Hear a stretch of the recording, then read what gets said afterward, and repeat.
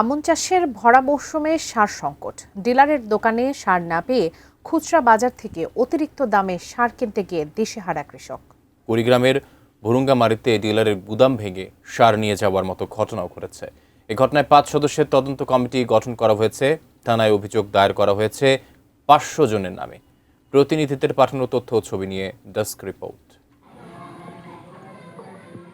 আমন আবাদের জন্য জমি প্রস্তুত ও ধানের চারা রোপণের কাজ শুরু করেছেন কৃষকরা। এই পর্যায়ে প্রয়োজন ইউরিয়া, পটাশ, ডিপি ও টিএসপি সার। সার না পেয়ে দিশেহারা কৃষক।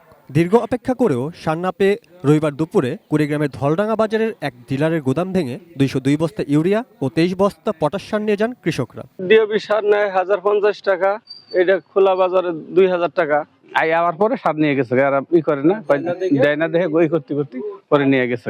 একই দিনে চুয়াডাঙ্গা সদরে প্রণোদনার সার নিতে আসা কৃষকরাও সার পাননি। তাদের জানানো হয় প্রণোদনার 54 বস্তা সার চুরি হয়ে গেছে। এতে ক্ষুব্ধ হয়ে ওঠেন কৃষকরা। ঘটনা তদন্তে 3 সদস্যের কমিটি গঠন করা হয়েছে।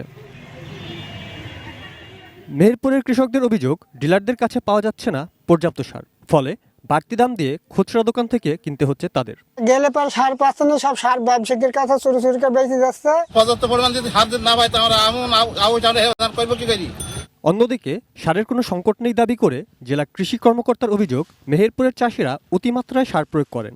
আমাদের মেহেরপুর জেলায় 111 জন ডিলার রয়েছে। এই ডিলাররা আমাদের যে প্রতি মাসে বরাদ্দকৃত সার সেইটা সরকার নির্ধারিত মূল্যে আমাদের উপসহকারী কৃষি কর্মকর্তাদের উপস্থিতি বিতরণ করা হচ্ছে।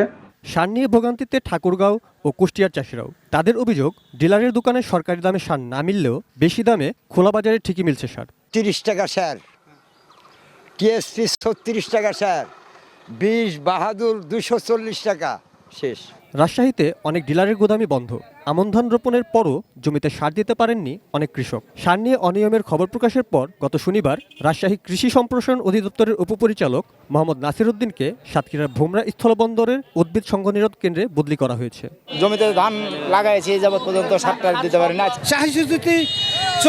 20 কেজি বলছে নিতে হবে 10 কেজি। শোনা যাচ্ছে লোকের মুখে মুখে যে বাইরে বিক্রি হচ্ছে। পর্যাপ্ত মজুত রয়েছে এবং কেউ যদি বিব্রত করার জন্য কোনো পরিস্থিতি সৃষ্টি করে আমরা কঠোর ব্যবস্থা গ্রহণ করি। যার যে অধিক্ষেত্রের মধ্যে ডিলার রয়েছেন তাকেই সার উত্তোলন করতে হবে।